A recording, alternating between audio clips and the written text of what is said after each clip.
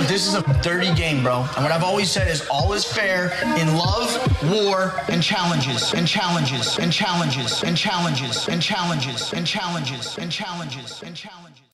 What's really good, pot stars? Welcome to a very special edition of Love, War, Challenges, in connection with For the Love of the Challenge. Once again, I am MTV Malik. She is Becky at Giftmaster Becked. He is Robert. What's good? What's happening, my peoples, my peoples? I'm chilling. Thank you so much for joining us. You know, I've already appeared on your podcast. This podcast has actually never really had a guest or we never really done a joint production with anybody. We've appeared on other people's podcasts, which I absolutely love doing because it's really light work for me. I just go in, talk my shit for an hour, and get the fuck up out of there. So this is really, really cool. Both me and Becky has both appeared on your show on several occasions. So it's very nice to have you back on our show. We're very lucky to have you. I am happy to be here. It's finally I get the two dynamic challenge talkers. Let's get to it. Okay. The two biggest shit talkers? Right. So one of the things that we've been doing lately is we've been moving away from just doing straight up recaps because I'm thinking it's starting to get a little bit boring. We kind of just touch on some of the biggest moments. The one moment we always start off on is the moment that I always fucking hate, and I would love to get your feelings on this. The perfect algorithm. I love how TJ and production is able to read the room. And remember, this was all filmed months ago. He starts calling it the perfect algorithm. We all know this algorithm is shit. It's not so much that it's a bad idea, it's just that it takes up such a huge block in A block. And the reason why, and it takes up a huge block during a time where we need to be getting some of these drama. My biggest complaint about a lot of these CBS people on this show is that they don't have any storylines and they're very bare bones and a lot of their reasoning is fucking dumb. But I love the fact that they're kind of aware that, you know, this thing is kind of rigged and TJ calls it the perfect algorithm. What is your take on the algorithm at the top of the show, of every show? It reminds me of which one, Spies, Lies, and Allies, when they was switching off partners, or was that Yeah, now check this out. I'm totally fine with switching partners. I even like it. It's just the whole ceremony. It takes up too much time. Yeah, we don't have to do that. Yeah, it does. He just wants a big page. Whoopsies. A big page where it says this person's partnered with this person, right, and done.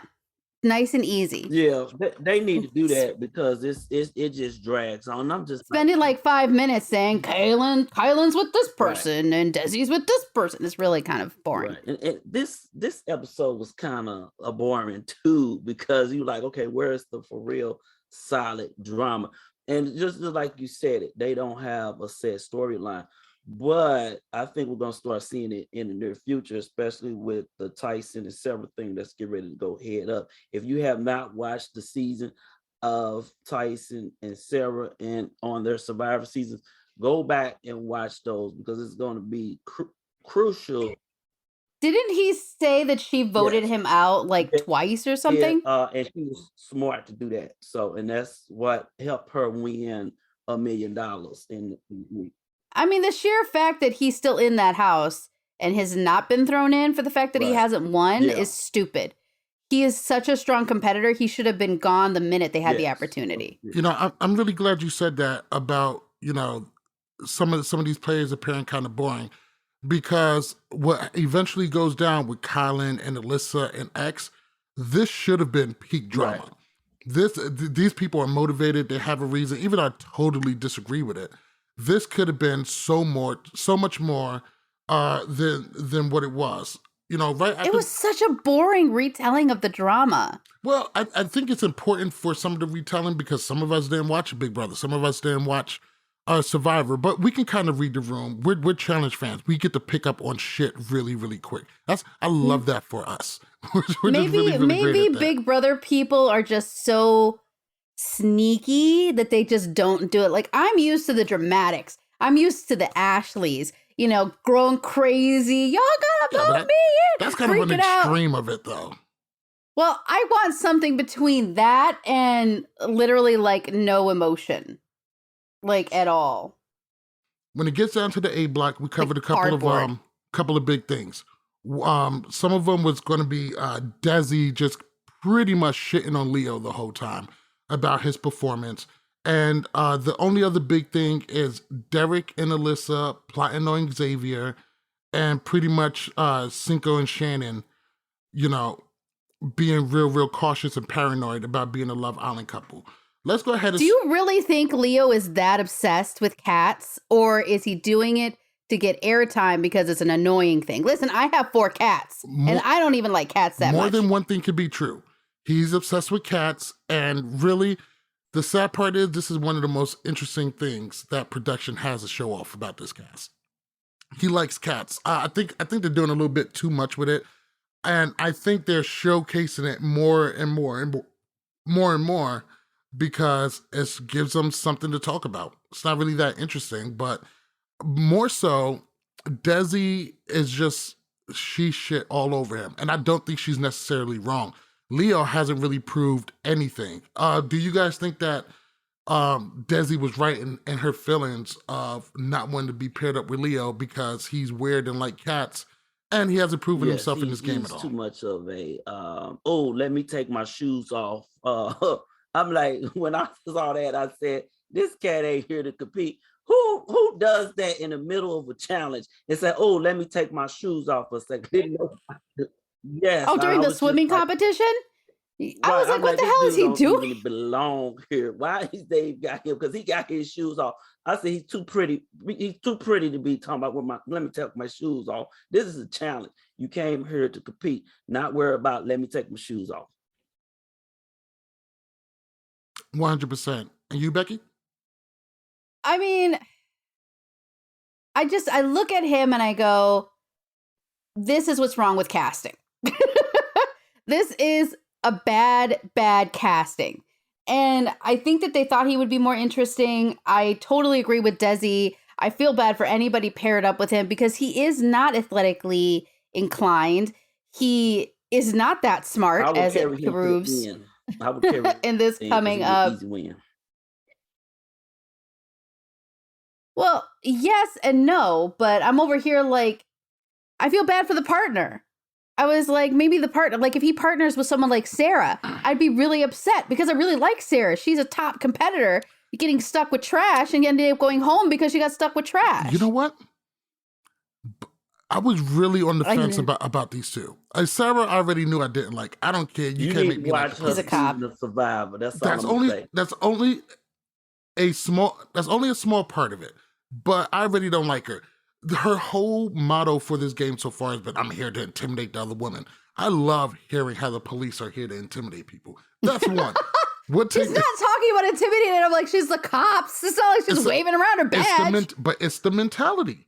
That, and the fact that she's talking about doing all this intimidating, and it's not that she's been performing bad, but she's not striking no fear in nobody's heart. And Tyson, I've been on the fence about him. I'm getting real Jordan vibes, and not the best part of Jordan. Jordan has been so much less problematic and annoying these past couple of seasons. One season. What do you mean past couple? He's only had one season. Listen, Nia has asked for grace and understanding, and we're going to give it. As much as it hurts in this area, we're going to try. No. But you're going to try. Tyson gives me off a lot of those vibes, but man, it's not a lot of good ones. And we're going to talk about that a little bit more. But before we get to the daily, Alyssa and Derek are plotting on Xavier. Xavier and Shan are still under the impression that Derek and Alyssa is going to look out for them. So stupid. So stupid. Yes. So my thing is, I don't know why Alyssa thinks she has enough clout to even really consider that this early. We've seen a lot of times during the challenge season, you don't pull these kind of big moves this early. You thin the crowd out a little bit. You don't start eating up your alliance people, even though you're not in a real alliance. You're just numbers. You don't start eating them until you have no other choice to save and protect yourself because you need the numbers. And everybody around's like, don't trust Big Brother. They're going to try and make this a Big Brother game. And Big Brother's like, fuck Big Brother. Playing a Big Brother game instead of a challenge game. 100%. Now, the problem that I have with Derek and Alyssa's feelings towards this whole thing, especially towards Xavier, is that I think they're kind of missing the big picture of what the cookout kind of stood up for. Their whole thing was they was trying to ensure a Black winner, which I find super fucking dope. Everything else falls kind of by the wayside. And don't get me wrong, and once it's just them, then they got to start getting each other out. From how I view that Alyssa sees it, she is taking it really, really personally. And when you hear Xavier talk, it's really not personal. It's just how the game was being played.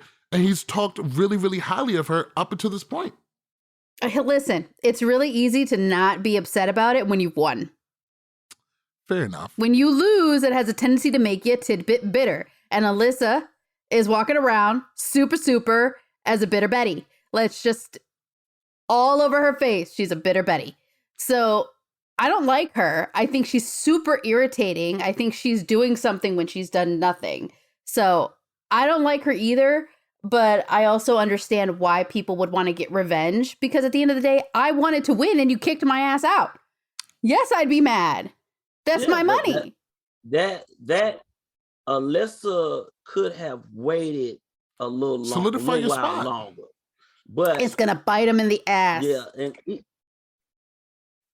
Yeah, it's gonna bite because it's too early in the game. You still got too many people left in the game. I could see if the numbers was dwindling down, but in essence, as long as you keep Survivor strong, Survivor's gonna take everybody. 100%. Everybody's fucked. We're gonna touch more on this a little bit later, but one last thing before we head into the daily is Shan. Shan is so happy she's hooked up with Xavier. She feels like she has the best of both worlds. She has Survivor. They're very confident. Xavier is very confident. It seems like Shan really did her homework on a lot of the people, but it seems like she doesn't realize that other people has done their homework on her. She doesn't come off as very, and right. I think that I like Shan. I'm not 100% sure, but I think that I do. But Shan is a snake. You know what? Why do you know? I know Shantham sucks. I know that you really know more about a lot of these other shows than us. Why don't you give us a little rundown on why Shan is such a snake? Yeah, I've heard people say it, but maybe you give us specifics. Okay, so because you didn't watch the season, I'm going to kind of sum it up. But Shan can take what you say and use it against you. Okay. So as the game is going on, she's like, oh, you remember that time when you did such and such, okay? And then she'll bring it back up. So she basically abstracts the information and then she relays that information around. Now, everybody on her season know what she's about. That's why they like, okay, this Shan's going to be Shan, where she's going to report back. So we know how dangerous she is. She is a dangerous player, but the longer you keep her into the game, which now, you ain't got to worry about it. It's most likely she can be on the top. She was in my top 4. So one of my top 4 is gone. So Shan is gone. So who's left is Sarah, Danny, and Tyson. So one of those 3 or 2 of those 3. Danny's the football player, right? Danny's the football player. Yeah, I like him. Listen. He's got a. The way they've been lighting us up in the comments, by now you should have recognized everybody's name, and what show they're from. People did not like the fact that we didn't know everybody. I'm sorry we didn't recognize all 28 people from shows that I don't really watch. We're trying, though. We're trying. I have watched absolutely maybe a total of 5 Big Brother episodes. And I have watched only the first season ever of Survivor. Season 1. Really? I have not seen anything since. I've been meaning to go back.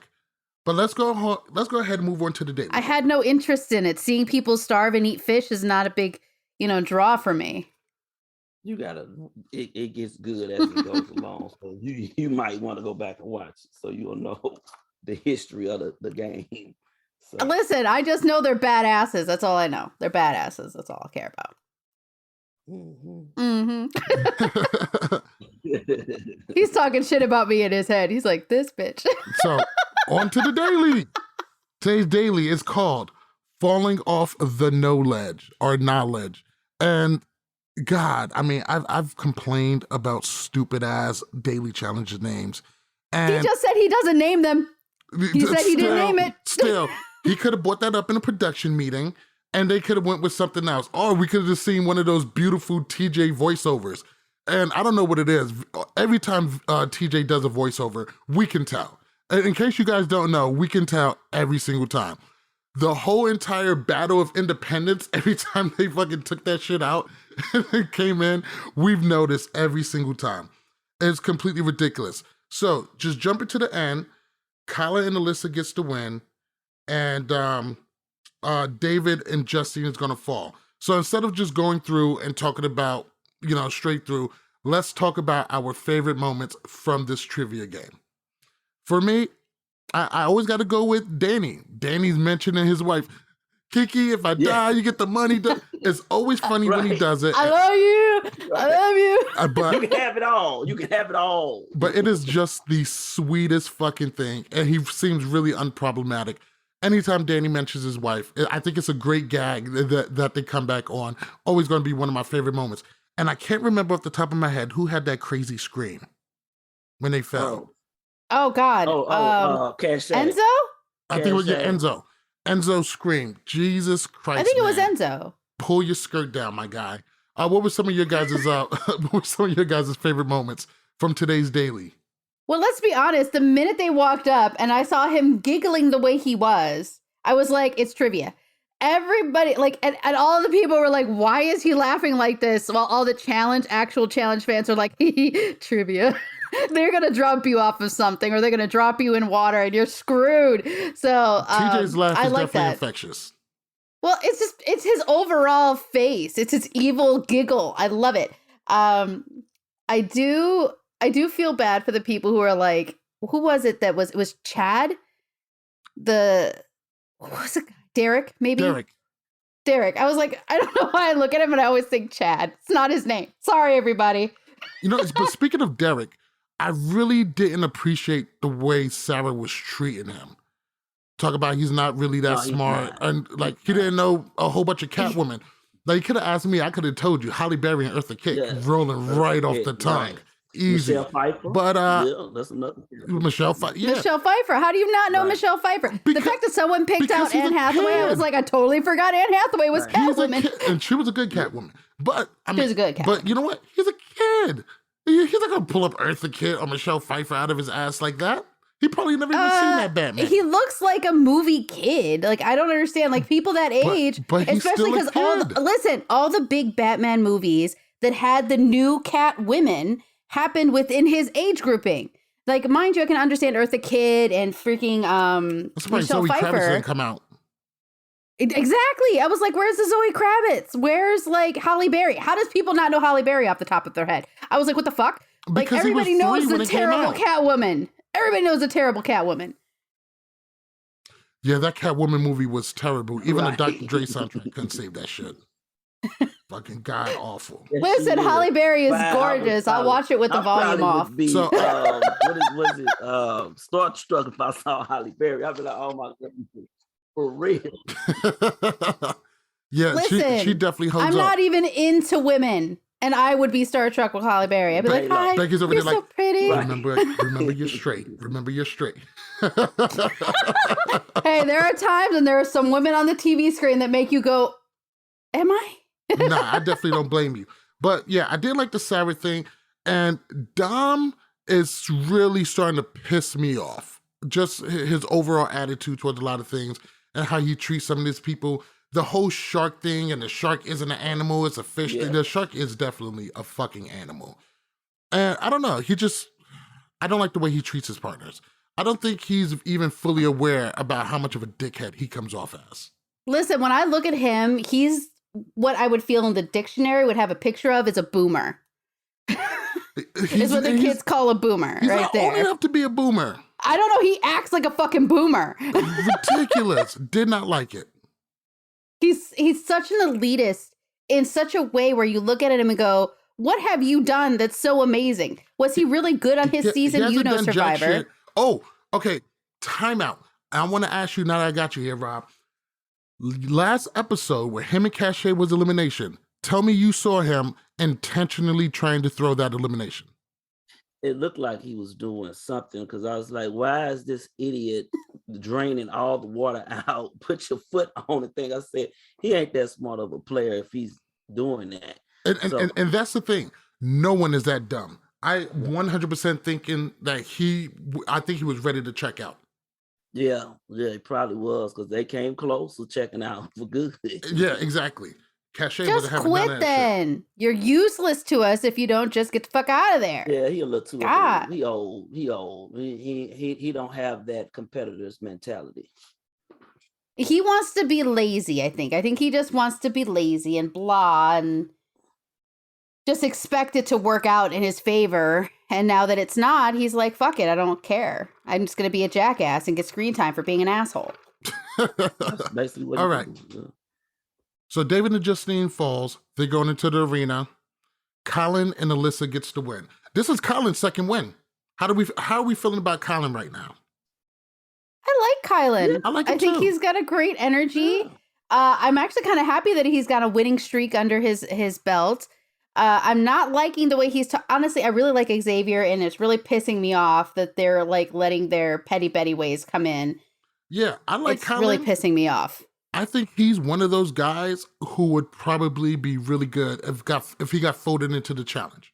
I think he would do fine. I think I would get him confused again with the Nelson and the Corey. That I can't unsee that meme. I cannot unsee that meme anymore. 100%. They would be butt buddies.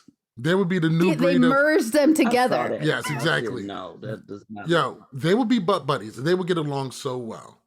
He would be the next one in the Young Bucks. Mm-hmm. Yeah. That are no longer Young Bucks. So they're a bunch of old Bucks. Now that we have our winners, Alyssa really didn't do a whole bunch of getting this win. Colin was doing all of the answers. They get the win. They talk with Xavier. Xavier kind of lightweight threatens him. If I come back in this house, I'm going to get you. Which I don't think was a great move. And Alyssa and them, they're all playing buddy. And as soon as she walk away, she's like, yeah, we're going to get his ass. We're gonna take this bitch out. Why was she so mad when he's like, you did really well, Kylan? And she's like, okay, so I didn't do shit. You really didn't. I mean, they best friends and she wanted revenge. That's basically what it was. It was a revenge play. They're best friends and they want revenge. And Colin got his head up his ass. He's really, really, like, for lack of a better term, he's feeling himself right now. He got 2 wins. He's looking like a real boss, and not that Alyssa didn't help at all, but he kind of dragged this win in, and it seems like Alyssa is really driving this get Xavier. Now, of course, he feels some kind of way too because he got knocked out in Big Brother also. But now, does Colin have a little bit of juice in his house? Sure. Alyssa, she really doesn't, but I really got to give her credit. Because how soon did they kick Alyssa out on her season? Was she like an early boot or was she a late boot?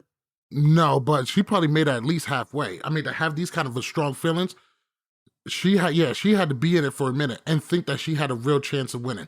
She had to get close to be this hot because she really does have to be. Now, Colin got some of the juice. Alyssa really hasn't done anything besides being paired with people who's able to handle business. But I got to give hats off for her. She is driving this move, and Xavier is going, and Colin is going along for the ride.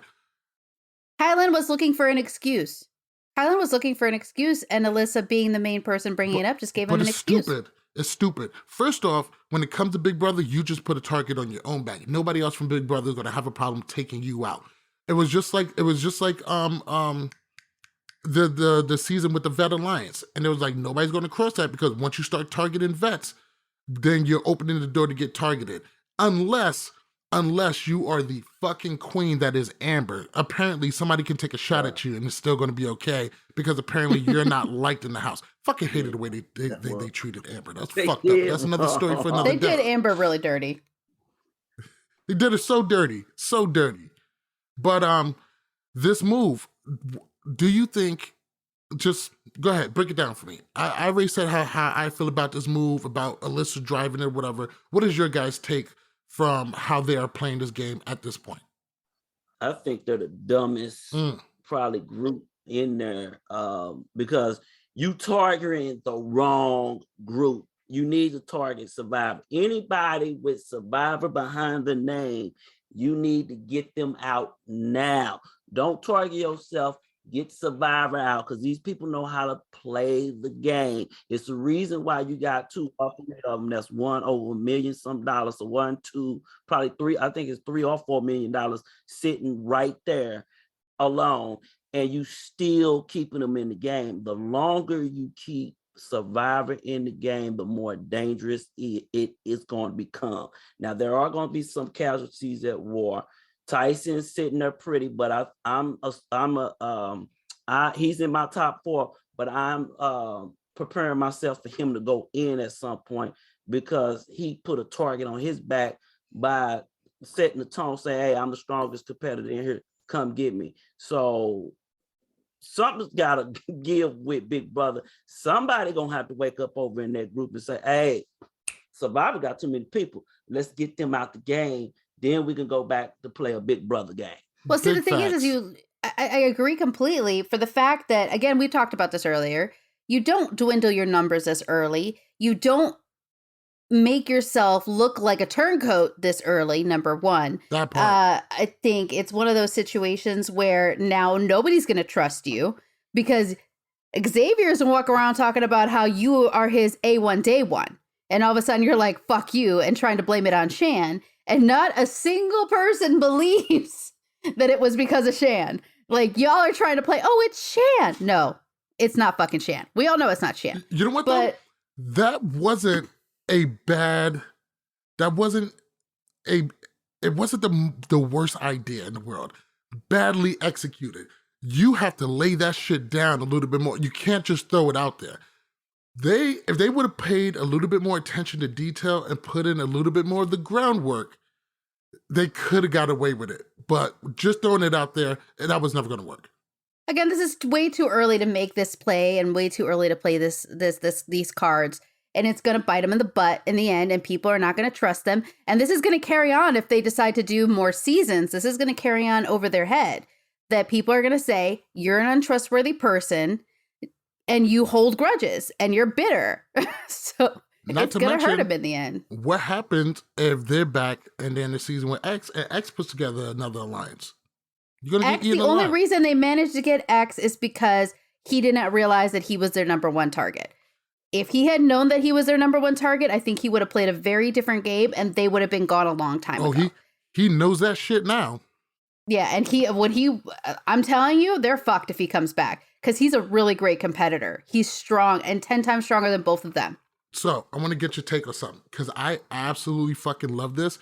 And I think this tilted my way into not liking Tyler. I don't think I'm going to like him, even though I can respect how he plays the game. Similar to how I view Jordan. Not really a huge fan. Tyson. I was like, wait, there's a Tyler? See, now you fault. Did it. See, I called Derek Chad. Tyler, we miss you. We just missed Tyler Ladder. But yeah, blame it on that. So they bring Tyson in, to kind of get his opinion, which is fucking hilarious that like everybody is going to Tyson to get the okay about the moves they're going to make, which speaks to how much of a fucking control that he has on this house. But he says, okay, I'll back you guys up. And I was just like, holy fucking shit. Look at him as a fucking godfather okaying the hit. And it was just so fucking devious. But I thought, okaying the hit. But stuff like that, that's a great challenge moment. So, I think Tyson would be another person who would be great folded into the challenge with the rest of the guys. I think he'll have a hard time first couple of seasons because they're going to get him knocked the fuck out. But if he keeps performing, they're going to do just like anybody else. They're going to try to get you out at first, and when they realize they can't get you out that easy, they're going to bring you into the fold. I think Tyson has a pretty decent social game. He seems like he gets along with a lot of people. He's not super the thing that is different between him and Jordan is he doesn't walk around like he's a peacock. Like, look at me, I'm the most amazing competitor that ever walked in this challenge world. And that's how I feel like Jordan walks around. He walks around like a shit doesn't stink. Now, He's mind not you, so blatant about 90% of his shit doesn't stink, but that 10% does. So let's just say. But I think that he's got a better personality. He doesn't rub as many people wrong, from what I can tell. And I don't really see him putting people down the way Jordan does. Or did, or maybe he's changing his ways. You know, he's trying to be better. He's trying to get a better edit. And Jordan's defense, on All-Stars, he was very bearable. He didn't do anything to piss me off. My problem is, it is one season, but we'll give that to him. But also, it feels just so calculated, though. It's like it feels like he's very aware that he needs to rehab his image. But you know what? We knew this already. But if we talked about this. But you got to leave a little bit of area, because what if I'm wrong? What if he just says, like, you know what? This is not who I am, and let me show people who I really am. Am I wrong? Am I the bad guy? Well, it's not me who's wrong. It's all of them who's wrong. It's a twofold. You know, you see one thing on TV, and then you will see another thing in real life. So In facts. Tyson is playing a survivor game. He knows how to play the game. He knows how to manipulate. I'm sorry to cut you off, but let me ask you something, because you're more well-versed in these than we are. Mm-hmm. What game would be better to play in a challenge? A Survivor game or a Big Brother game? Now, what's the difference? We all know they have to play a challenge game, but whose game is better prepared? And what's the difference between a Survivor game and a Big Brother game? Survivor, okay, so Survivor game is you literally surviving for your life. So you making your own water, you doing this to survive. And then the Big Brother game, you already got everything in front of you. You got a place to sleep, live. You can go outside whenever they tell you can go outside. And the mental aspect of it is still kind of crazy, but they get to feel the the challenge, the way the challenge goes. So Survivor is a lot more mentally tougher. So now you have given them everything. Oh, I ain't got to make my own food. I ain't got to make no shelters. Oh, it's cake. I'm coming in here. I've been on Survivor. I ain't got to worry about nothing else. This, honestly, for Survivor is a cakewalk. Just like I think Sarah said it best. She said, you might as well just write me the check now. You know what I mean? And I said, sounds like something she'd say. Right. Go ahead and write the check, because basically they're actually giving her the check right now. And see, I'm not paying attention. Who the people that you really need to pay attention to is the people who's getting less airtime. Okay. Because they're flying under the radar, and a lot of people not understanding it. Now, next episode, we're going to see how the Tyson and Sarah thing play out. I'm interested in that, on how this is going to play out in the challenge, because I know how it plays out in Survivor, but I'm interested to see how this plays out in the challenge. And I think it's going to be similar, because Tyson wants Sarah out, because he knows how dangerous she is. Tyson's also dangerous too now.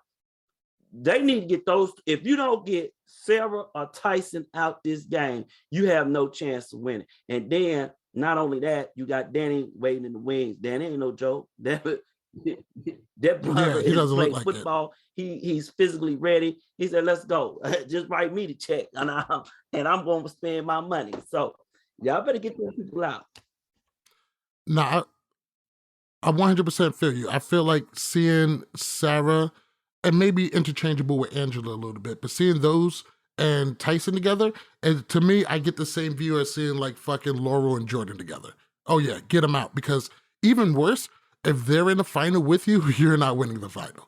So definitely get them out. Let's go ahead and move on to the elimination. And they may murder you in your sleep if you do win.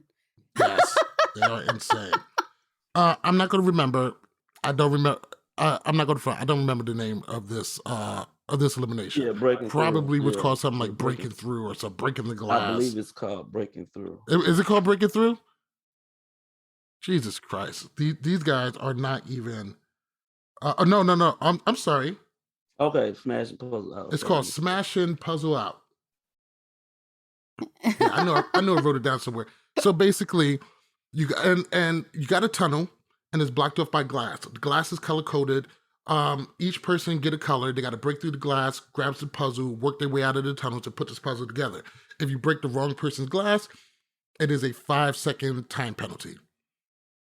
Now, I really, really like this elimination. We got David and Justine, and Xavier and Shan gets fucking blindsided. And for that, they should have saw that shit coming. Yeah, they pulled a really weak move and just kind of put it on Shan like it was about Xavier. And I love the fact that they both called him out on it. Like, that is fucking bullshit. You guys were scared. You guys have been playing on Xavier this whole time, and no one fucking believes you. And I love that for them because it shows the rest of the house exactly who they're dealing with. Now, onto this elimination, I liked it. I thought visually it was very, very good. I thought it was action-packed. Hearing the glass break was super dope. I think that this so far has been the best elimination that we've seen come out of the challenge, the Challenge USA so far. What did you guys think overall about, just the build and the feel of the elimination? I gotta say the style points for Xavier just smashing through all of those at once and just like, boosh! And how everybody was like, oh shit! Let me ask you a question. Do you think that was the proper strategy for Xavier? Stupid idea. Listen, I was going to say, visually and style-wise, that's a 10. Strategically and game-wise, that's a negative 25. You're a moron. You just killed your time because you don't want time penalties in a puzzle. You never want to risk time penalties in a puzzle ever. It cost him $500,000 on that, and I know he kicking himself, but he got money, so he won. Oh yeah. What did he say when he walked away? I'm still rich. Y'all still broke. I'm going home. I love that. I love the shots that he threw right before he left, and I'm glad that he's pissed. And now I'm really excited to see Xavier come back. I don't know a super lot about him, but winning a challenge is fucking hard. And maybe I should go watch the season with the cookout and see how that played out. But check this out. We all know that winning Big Brother is also fucking hard. It's super hard. And Big Brother doesn't have a lot of repeat champions. It's hard for that to happen. So, you got to give them credit. What do you mean they can't be repeat champions because they don't bring recurring characters come back? Don't they bring people back every once in a blue? Yeah, and they have like all-star seasons and stuff like that. How many all-stars? I mean, I've only heard of one, and that was the one that Davon and it's been two. Yeah. And them were on. Yeah, so it's super hard to repeat. I think you're 100% right when it comes to the strategy. Breaking them all wasn't worth it, and apparently that little bit of a time penalty gave them enough time to get their puzzle done. But I think also the house learned a very valuable lesson. When it's going to come to people like Tyson, when it's going to come to people like Danny, when it comes to people like Sarah and Angela, to get them out, you need janky eliminations. When it comes to CT or Wes or Bananas, how do you get them out? Right. Puzzles and janky eliminations, especially shit that nobody's seen before. Nobody knows how to do this shit.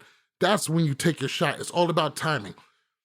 I think Alyssa, because who was it that was pointing Alyssa like, no, don't do it. I think it was Derek. Like, nah. That was Derek. Yeah, he's like, this is not a good idea. Because he's great at puzzles. But she took the risk and she got it. So got to give her credit where credit's due. She got him out. But I think Xavier said the smartest shit in the world. He said, you guys will never be winners. Y'all playing for revenge. I play to win the game. Fuck y'all. And I love that attitude for him. I would love to see Xavier and Shan back. But big props to David and Justine. David was being looked at as being really, really weak, which I don't think is 100% fair because he's not a fucking all-star killing everything. But I think that's going to be good for him to bank and, to have, for him to present to the house like, hey, I'm not worth shit. Well, hey, you got to also understand, didn't they have a lot of money in their bank? Yeah. They have somewhat. But I don't think David's going to make it far in the game. He's not that smart, but he survived this round. Throw him in again, I guarantee you he may go home. I mean, I look at him and he's like a mid-ground. He's like one of those mid players that you're lucky to make it halfway through the season and just be happy about that. If they were smart, they would keep some of the weak competitors just to take them into the final to win it. But challengers have already learned that. If you get a chance to take one of these strong, dominant people out early, if it's set up right, do it, because you don't want to risk them coming back and fucking up your whole world. But when you start getting later in the game, they realize, especially when you have these big alliances, you need buffers. Because when it gets down to the nitty gritty or the nitty gritty, then you're gonna need some of those people to throw in. And if you're really dominant, you want to make sure you have somebody to throw in. Worst case scenario, you got somebody to throw in right before the elimination. Even better, you take a solid third place into the elimination with you. You always need a good layup team, but I think they're still trying this whole, or at least they're trying to play this, we want to have the strongest competitors in the end with us. But at the end of the day, I think also they're trying to get the weaker competitors out because they don't want to be paired with them.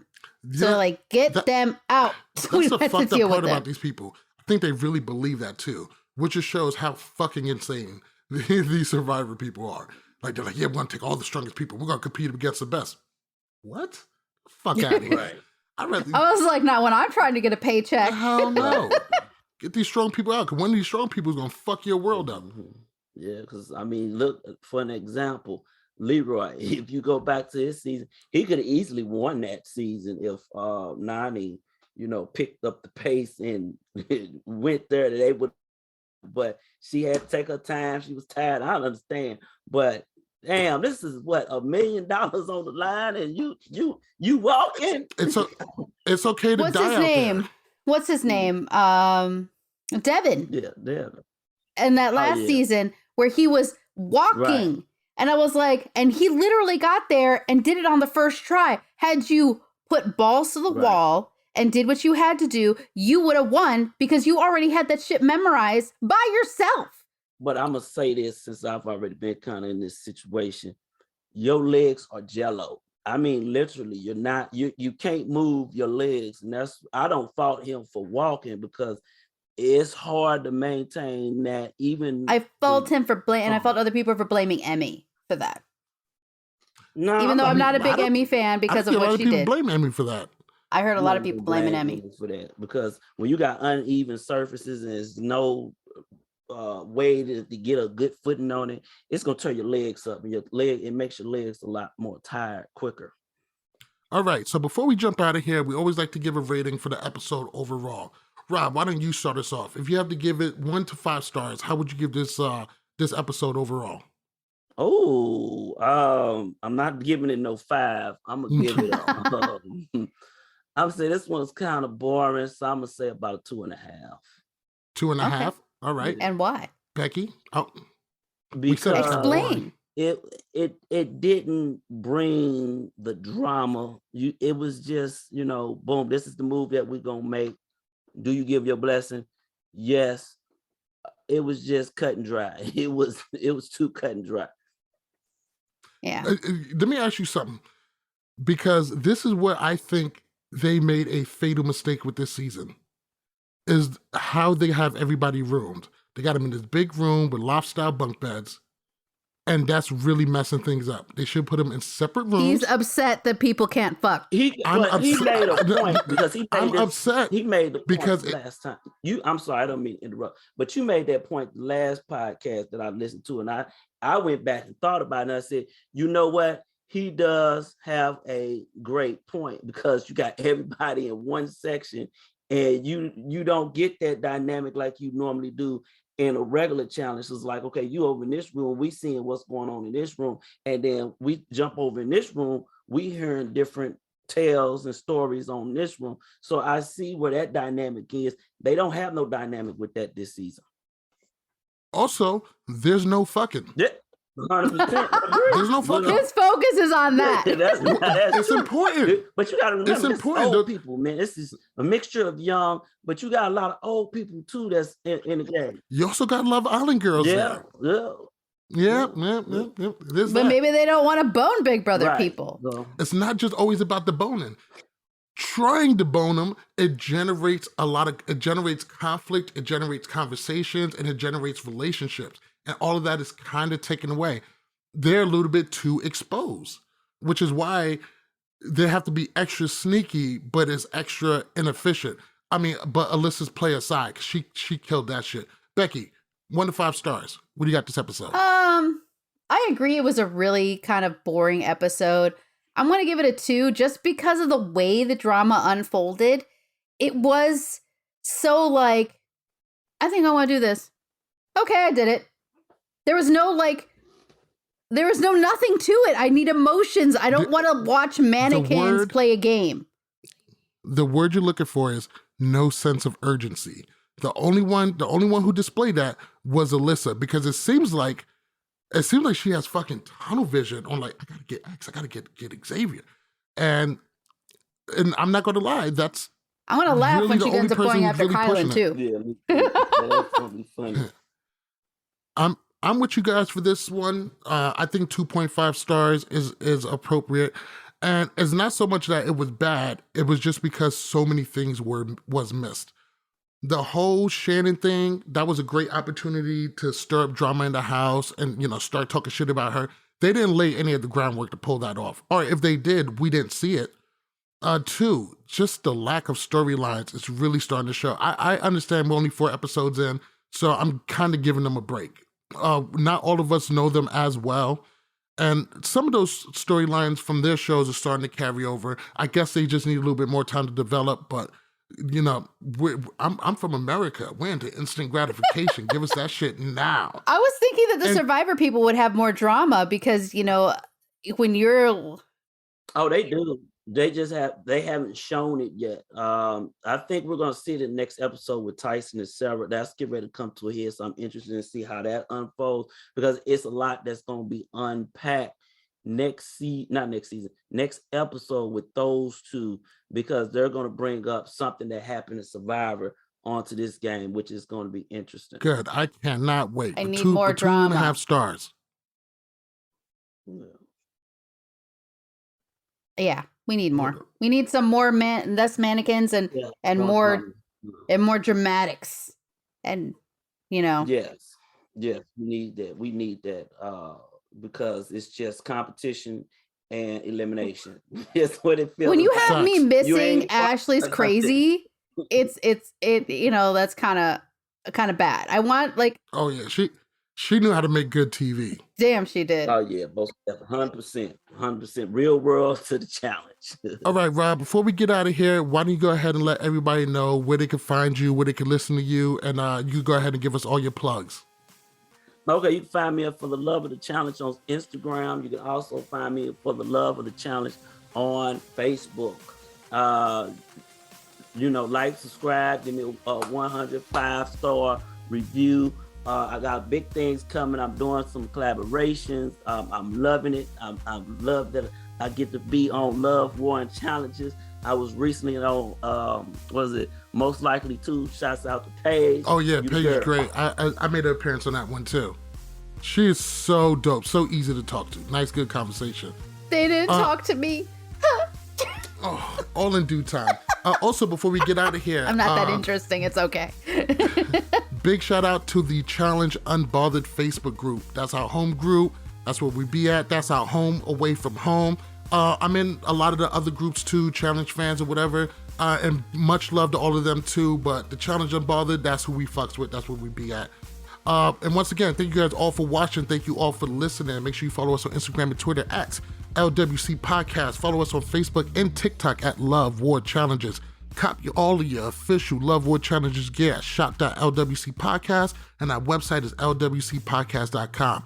Make sure you get all of your customizable challenge gear and accessories at shopthechallenge.com. And make sure you listen to Love War Challenges on Apple and Google Podcasts, Spotify, iHeartRadio, or your favorite podcast app. Once again, I am MTV Malik. She is Becky at Giftmaster Bex.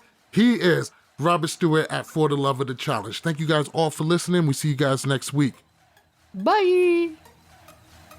Bye.